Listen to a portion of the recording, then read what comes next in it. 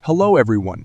Gunshots echo across the wilds of South Africa, signaling a new chapter in the ongoing battle between humans and the invading leopard population.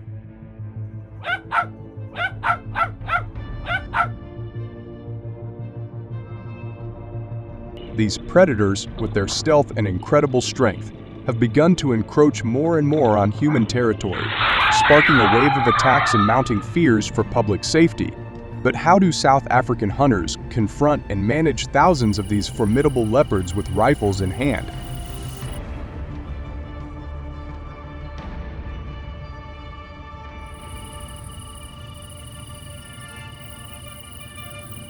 Are you ready to dive into this intense conflict? Join us for this gripping exploration, and don't forget to subscribe to our channel for the latest updates. We appreciate your support.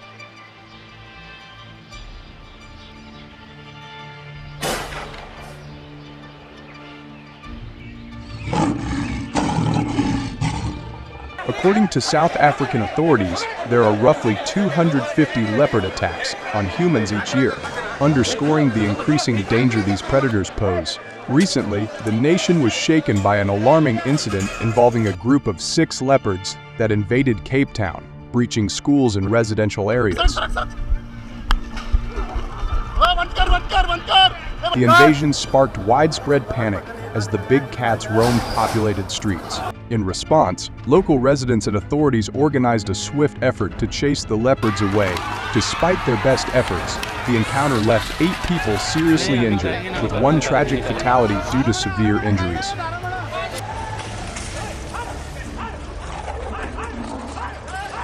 This harrowing event highlights the escalating threat of leopards encroaching into urban spaces and stresses the urgent need for stronger strategies to protect communities and preserve the peaceful way of life in South Africa from such dangerous wildlife invasions.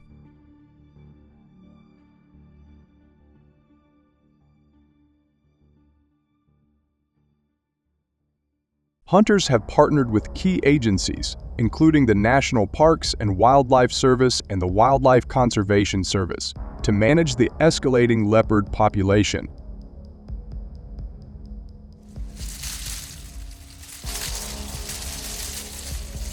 These organizations provide crucial infrastructure and expert guidance, ensuring that hunting efforts are both legal and effective.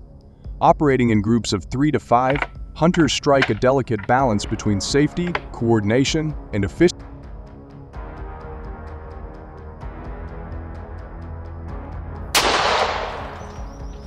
This group size has proven to be optimal, with studies showing a significantly higher success rate in capturing leopards compared to smaller or larger teams. Have you ever wondered what it truly takes to hunt one of the wild's most elusive and powerful predators? Yeah.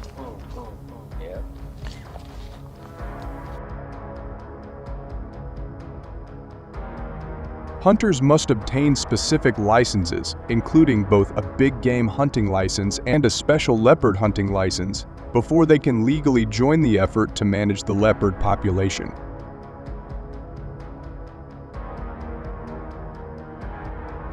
These licenses, issued by the National Parks and Wildlife Service, are essential for ensuring that the hunt remains controlled and ethical. Depending on the region and the specific regulations in place, the cost for these licenses can range from $1,500 to $2,500. These fees are not just a barrier to entry. They help fund wildlife conservation efforts and ensure that only skilled, responsible hunters participate in this critical task. That's a good one. Look at the size. Hunters typically target leopards during the dry season, from June to September, when animals gather near water sources. The best hunting times are dawn or dusk, as leopards are most active during these hours.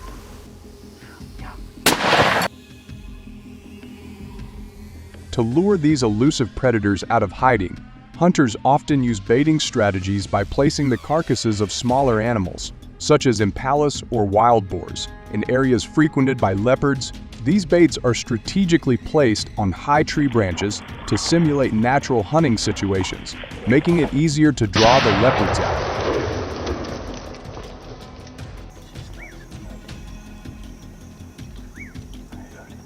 The scent of the bait and its placement within the leopard's territory are crucial in attracting the predator into an ideal position. Once the bait is set, hunters typically wait 50 to 100 yards away, depending on the terrain and visibility, staying quiet and patient as they observe the approaching leopard, ensuring it's the right target before taking the shot. Observation tools like binoculars or cameras are essential for accurately identifying the animal and confirming its approach. Once the prey has been taken down, the hunter must carefully approach the leopard to confirm it is dead, ensuring their own safety before handling the animal. All that work.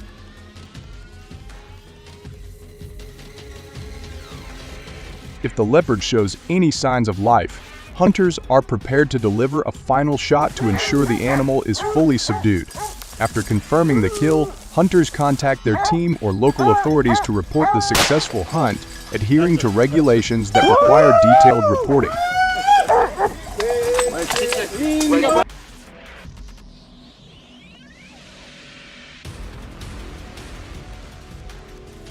In Africa, hunters are required to report each kill to the Department of Environment or local wildlife agencies, providing details such as the exact time, location, and condition of the animal. Regulations strictly limit the number of leopards that can be hunted each season, usually allowing only 2 to 4 leopards per hunter, to protect the population and prevent overhunting.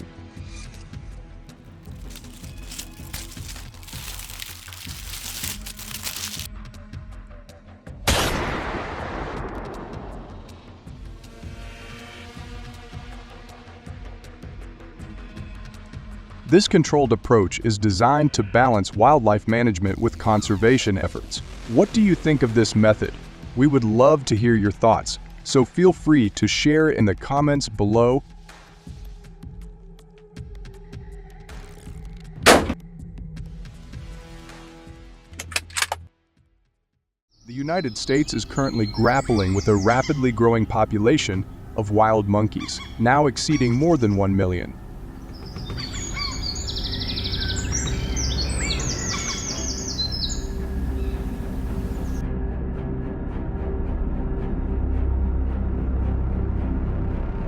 These primates are predominantly found in states such as Florida, Texas, and South Carolina.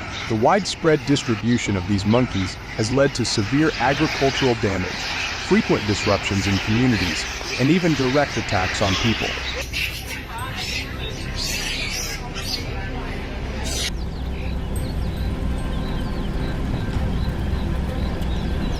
So, how exactly do these challenges unfold? Let's explore this together. And if you're a hunting enthusiast, be sure to subscribe to our channel for the latest updates and insights.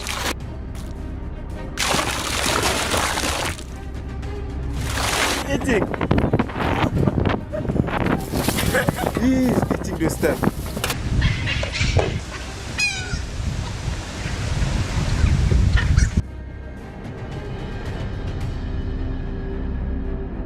The United States receives approximately 1,200 to 1,350 reports of monkey attacks on humans each year. This concern was especially pronounced on August 10, 2024, in Texas, when a beachgoer was suddenly attacked by a monkey.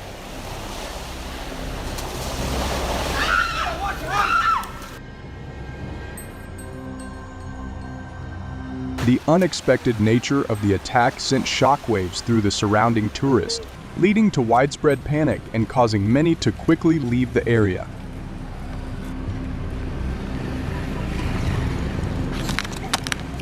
In addition, wild monkeys not only cause public disturbances, but also frequently break into people's homes by forcing their way through windows, doors, or small openings.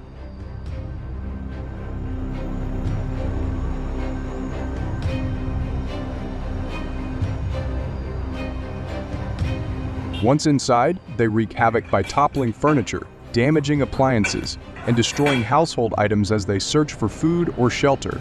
In Florida alone, an estimated 50 homes are vandalized by wild monkeys each week, resulting in damages that exceed $800,000 annually.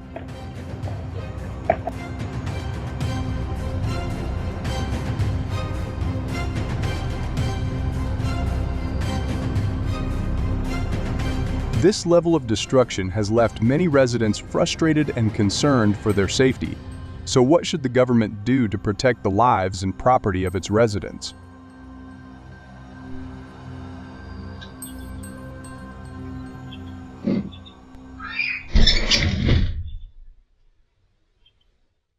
In response to the growing concerns of residents and the significant impact wild monkeys were having on communities across the country, the U.S. government initially implemented policies focused on trapping, capturing, and releasing these animals back in, as well as sterilization programs aimed at controlling the monkey population.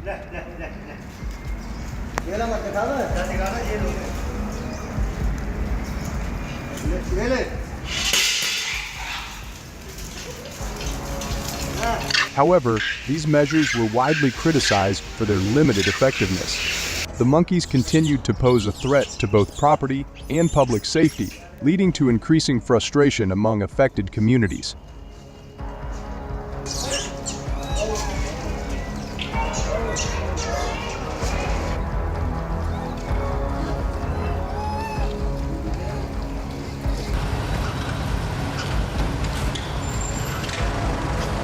After careful consideration and evaluation of the situation, the U.S. government decided to implement a more decisive policy, allowing the hunting of wild monkeys with rifles.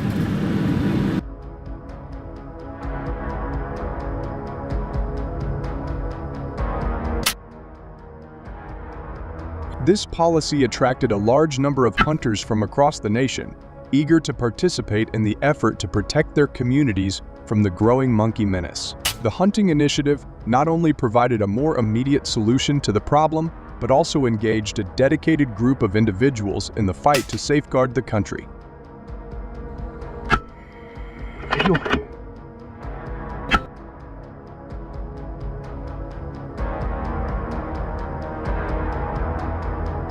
Have you ever wondered how hunters manage to safely and effectively control the wild monkey population in challenging environments?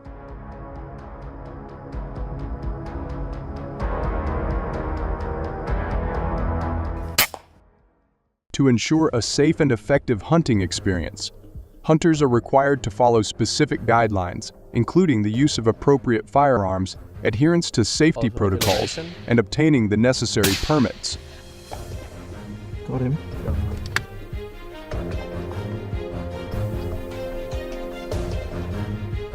Typically, hunters are organized into groups, usually consisting of 3-5 people, to increase their chances of success and to ensure safety during the hunt. This team-based approach has proven to be an effective strategy in controlling the wild monkey population while minimizing risks to the hunters involved.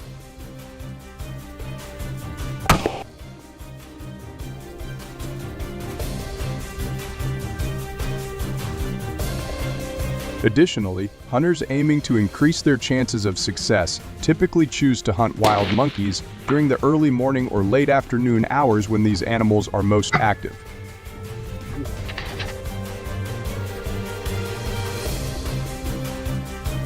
At the same time, understanding the behavior of wild monkeys is crucial, and to effectively track them from a distance, hunters often rely on high-quality binoculars. Among the most popular choices are models with the magnification of 80x to 10x, which allow hunters to observe their prey without disturbing them.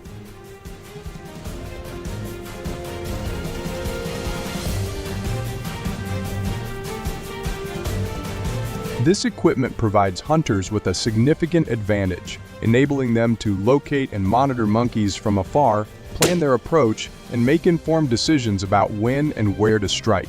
So how do experienced hunters ensure a quick and humane takedown when targeting elusive prey like monkey?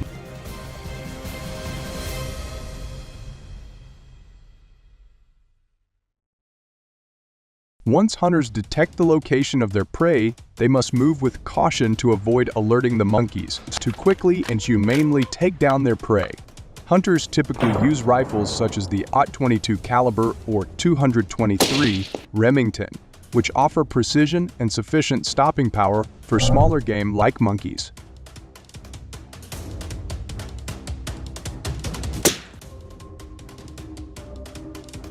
When shooting, hunters usually aim for the head or chest, areas that ensure a quick and humane kill. After firing, it is essential for hunters to confirm that the monkey is indeed down, and to ensure that no further suffering occurs. Have you ever wondered how effective hunting programs can be in protecting communities from wildlife threats?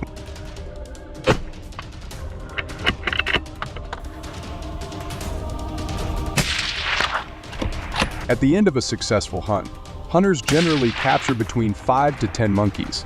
They are then required to report their results to the appropriate wildlife management agency, which tracks the effectiveness of the hunting program. The implementation of this policy has led to a significant reduction, approximately 30, in the number of monkey attacks on people and break-ins into homes.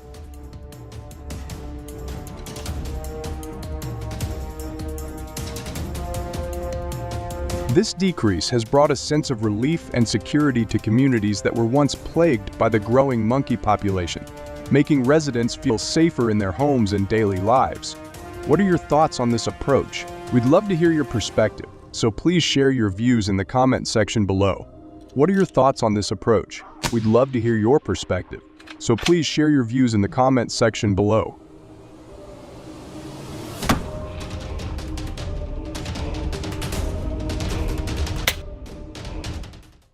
In recent years, forest control and wildlife management have become increasingly vital, especially in the United States, where invasive species such as wild boars pose significant threats to agriculture, ecosystems, and even infrastructure.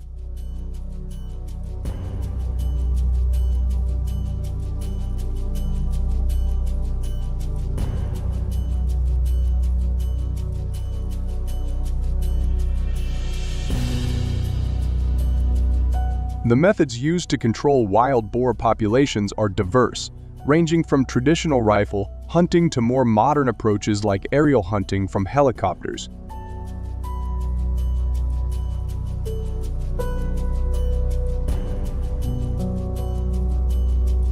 In this essay, we will explore the effectiveness and challenges of these methods, delve into the experiences of hunters, and invite you to consider your stance on these practices. Don't forget to leave a comment with the number 1 to show your excitement.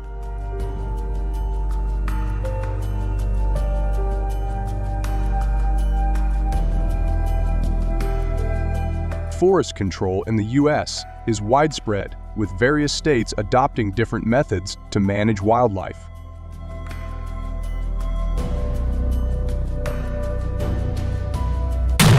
Texas, California, and Florida, in particular, have seen significant use of rifle methods and combinations of rifles and airplanes in their efforts to control wild boar populations. So, what are the effectiveness and challenges of these methods?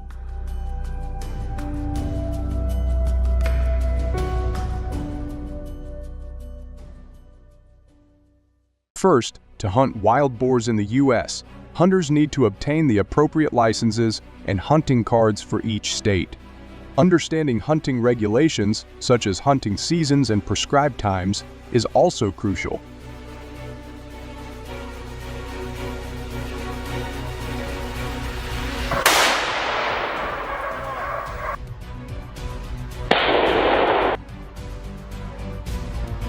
This ensures that hunting activities are conducted legally and ethically.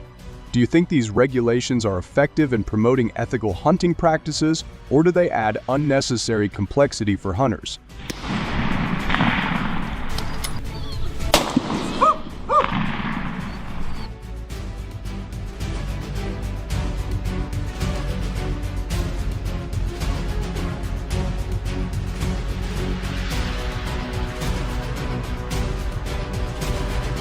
When it comes to hunting wild boar with a rifle, scouting and locating are key components.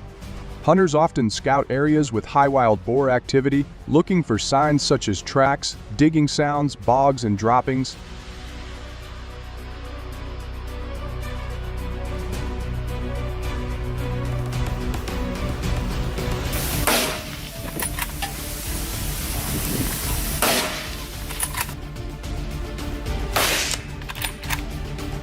This preliminary work is essential for a successful hunt.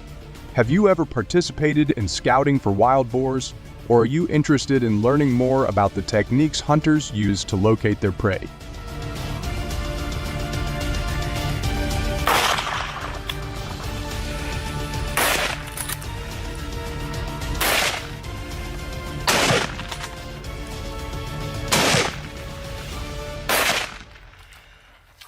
Hunting wild boars with rifles serves as an effective means of population control, playing a crucial role in protecting crops and native ecosystems.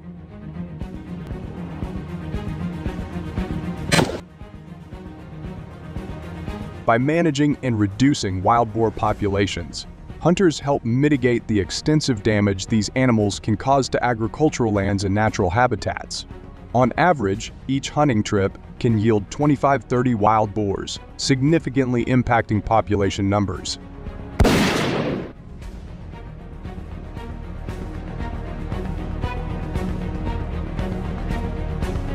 Given the importance of population control, how do you perceive the role of hunting in maintaining ecological balance?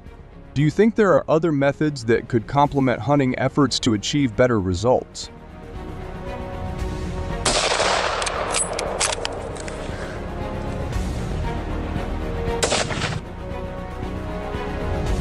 Another notable advantage of wild boar hunting is the meat it provides. Wild boar meat is highly favored by many hunters due to its unique flavor, offering a delicious alternative to traditional meats.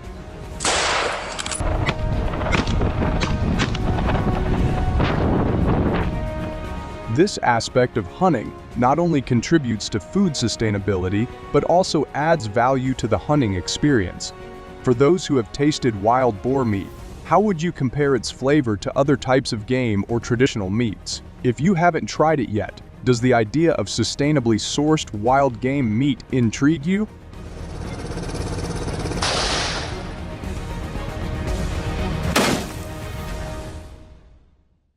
Hunting wild boars also offers hunters a challenging and rewarding experience, blending sport and necessity. John Smith, a hunter from Texas, aptly summarizes this by saying, "Hunting wild boars is not just about sport, it's about necessity." These animals can destroy crops overnight. Using a rifle allows for precise and humane kills, but requires this combination of sport and practicality adds a unique dimension to hunting, making it an engaging activity for enthusiasts.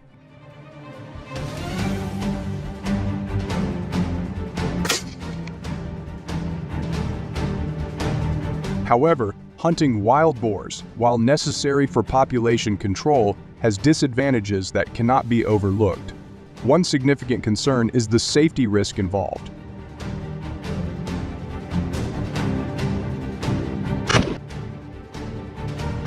Wild boars are known for their aggressive behavior, especially when injured. This aggression can seriously threaten hunters, making the activity dangerous.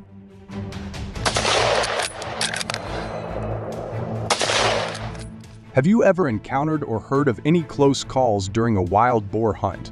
What measures do you think could improve safety for hunters in these situations?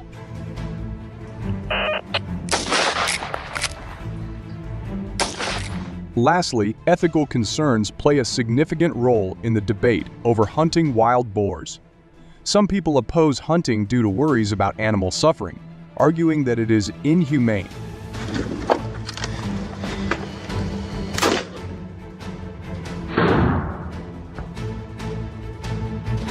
These ethical considerations often spark intense debate about the morality of hunting. What is your perspective on this issue? Do you believe that the necessity of controlling wild boar populations justifies the potential ethical concerns?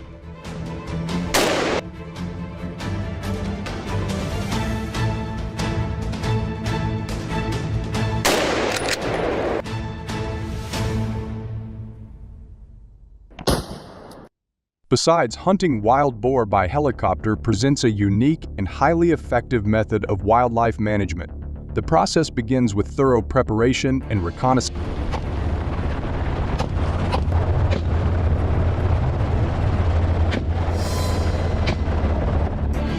identifying areas with high wild boar activity is crucial, and this often involves aerial surveys to detect large groups of these animals. The ability to cover extensive areas from the air allows for a comprehensive understanding of wild boar movements and concentrations, which is vital for planning an effective hunt.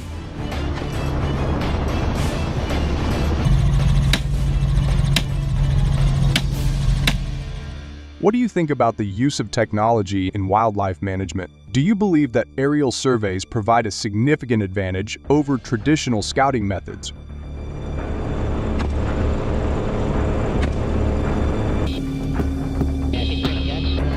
Once the reconnaissance phase is complete, the next step is the helicopter setup. A helicopter equipped for hunting usually includes a pilot and one or more gunners.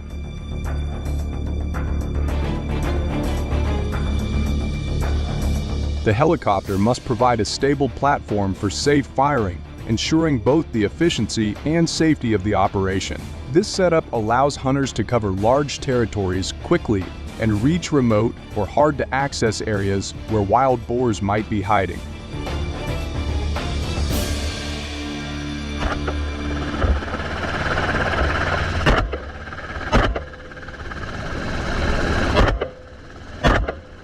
Aerial hunting has proven to be a highly efficient method for managing wild boar populations. By utilizing helicopters, hunters can cover large areas quickly, making it possible to control the population more effectively than through ground hunting.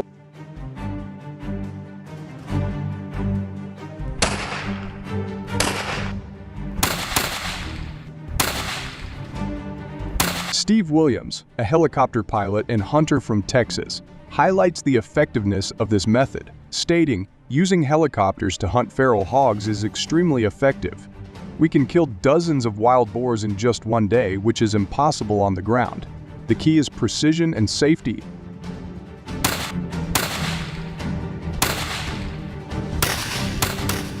This efficiency is crucial in areas with high wild boar activity, where rapid population control can prevent extensive damage to crops and ecosystems. Have you ever considered how aerial hunting compares to traditional methods in terms of efficiency?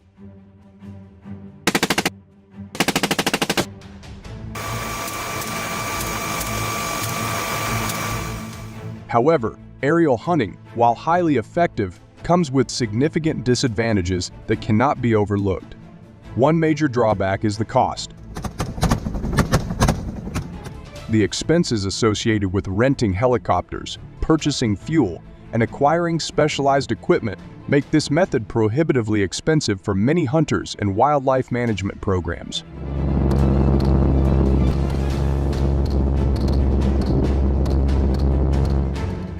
The financial burden can limit the frequency and scale of aerial hunting operations, potentially reducing its overall effectiveness in managing wild boar populations.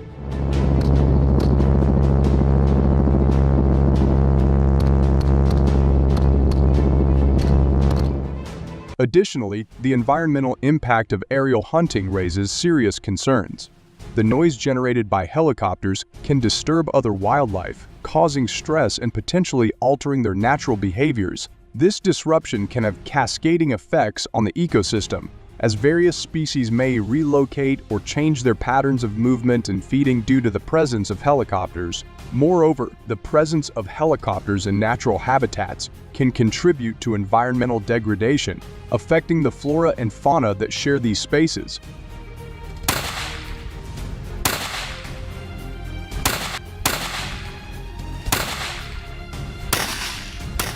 Currently, there are an estimated 9 million wild pigs in the U.S. despite the efforts of hunters, who kill about 1.5 million wild boars each year. The damage caused by these animals remains severe. The financial impact is staggering, with nearly $3 billion in annual damage affecting agriculture, the environment, and human infrastructure. These figures highlight the immense challenge posed by wild boar populations. How do you think such a large population of wild boars has been able to persist and grow? What other factors, beyond hunting, might be contributing to this ongoing problem?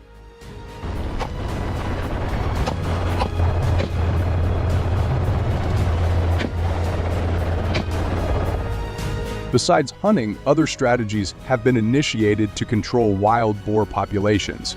These include trapping, sterilization, and even poisoning.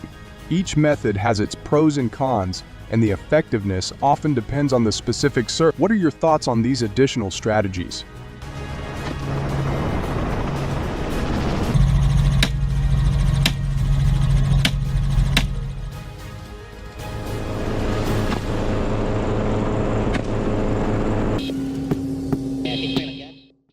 Mountain goats, an extraordinary species inhabiting the rugged terrains of, number around 3 million in the United States.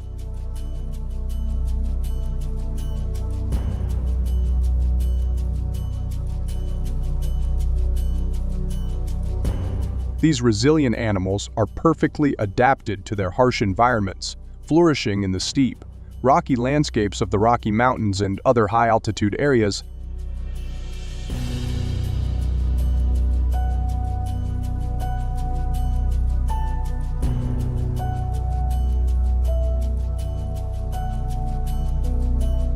Renowned for their agility and distinctive features, thick fur, long black horns, and bearded appearance, mountain goats captivate both wildlife enthusiasts and hunters.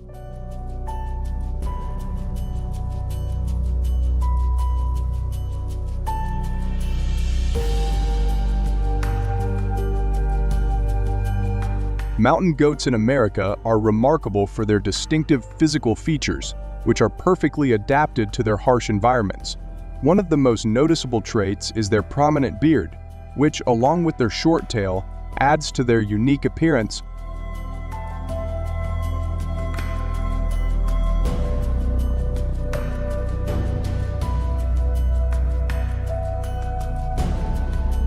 They are also characterized by their long black horns, which can range from 5.9 to 11 inches in length.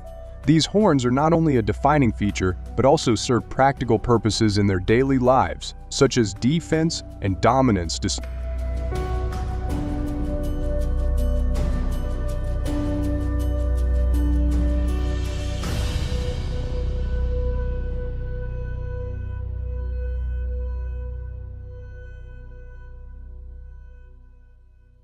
Perhaps most impressive is their thick fur, a crucial adaptation for surviving in the extreme cold of their high-altitude habitats.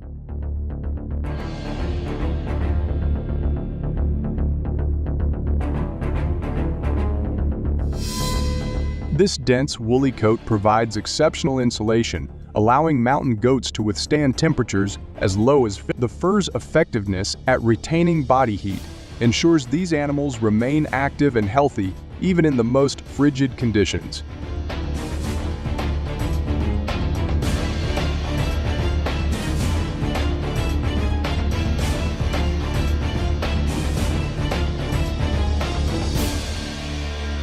Together, these physical traits make mountain goats well-suited to their rugged environments, enabling them to thrive in some of the most challenging terrains in North America.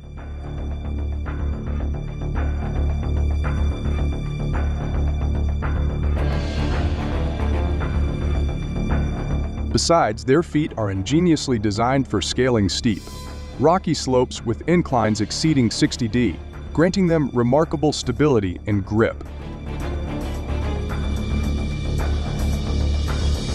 This feature enables these animals to easily traverse the daunting terrain of the Rocky Mountain. Consequently, their presence is primarily confined to these remote areas, making them seldom seen in more accessible locations. The difficult landscape not only provides a natural refuge for the goats, but also creates substantial obstacles for hunters seeking to track and hunt these elusive creatures. The hunting season for mountain goats in the U.S. typically runs from late August to late November, although the exact dates can vary depending on state regulations.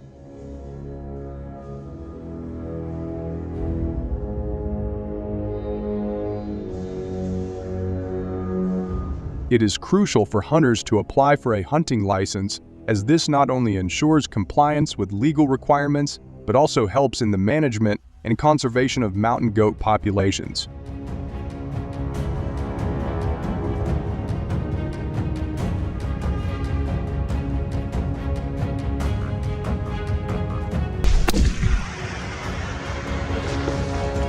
Understanding state-specific regulations and guidelines is essential for a successful and responsible hunting experience. These regulations may include specific dates, hunting zones, and quotas to maintain sustainable populations and protect the ecosystem.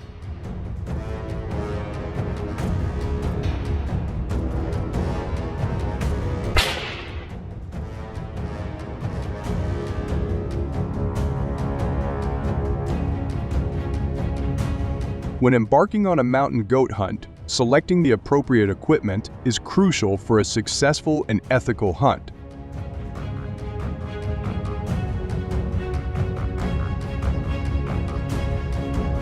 The right gun, typically a high-powered rifle, is essential for its performance and range, ensuring that the hunter can make an accurate and humane shot even from a distance.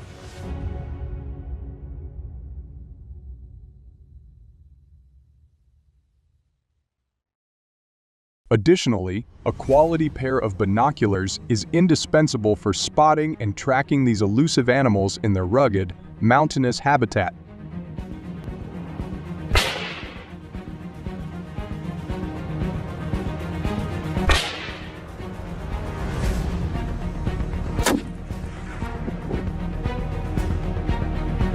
Binoculars with high magnification and clarity allow hunters to observe the terrain and the movement of goats from afar, aiding in planning and executing the hunt with precision. Properly chosen equipment not only enhances the hunting experience, but also ensures the safety and effectiveness of the hunt.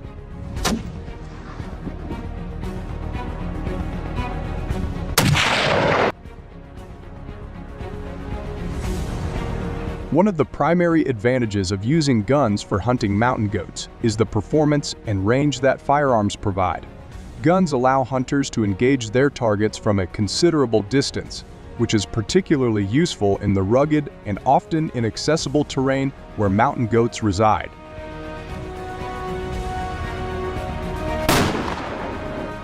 This capability not only increases the efficiency of the hunt, but also enhances the likelihood of a successful outing, as hunters can take accurate shots without needing to get too close to these elusive animals.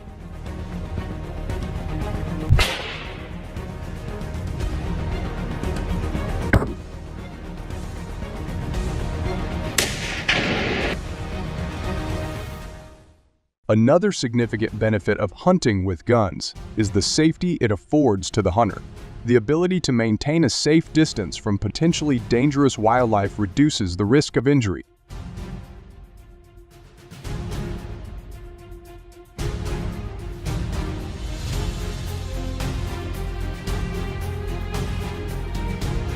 Additionally, modern firearms are designed with various safety features that further protect the hunter during the expedition.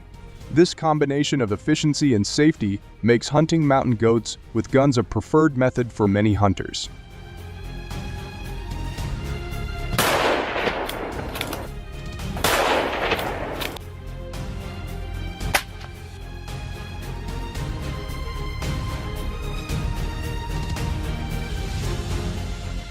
One of the primary disadvantages of hunting mountain goats with guns is the ethical concerns it raises. Many people question the morality of hunting these majestic animals, which are often seen as symbols of the rugged wilderness.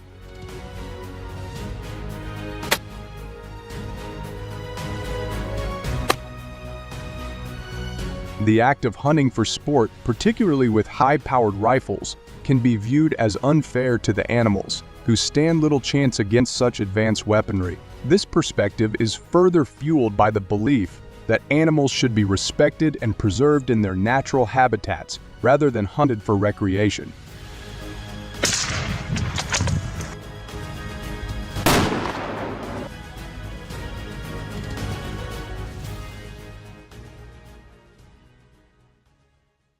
Additionally, hunting mountain goats has a significant impact on conservation efforts and the environment.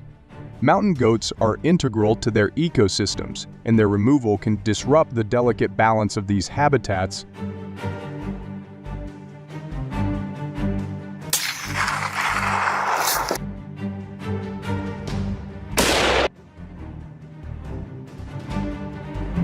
Overhunting can lead to population declines, which not only affects the species directly, but also has a ripple effect on other flora and fauna that depend on them.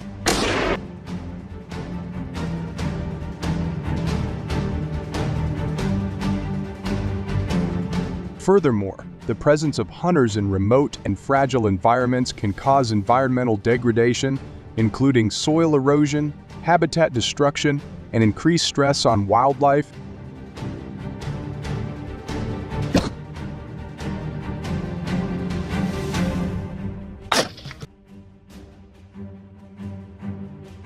These impacts underscore the need for careful management and stringent regulations to ensure that hunting practices do not undermine conservation goals and the health of the ecosystem.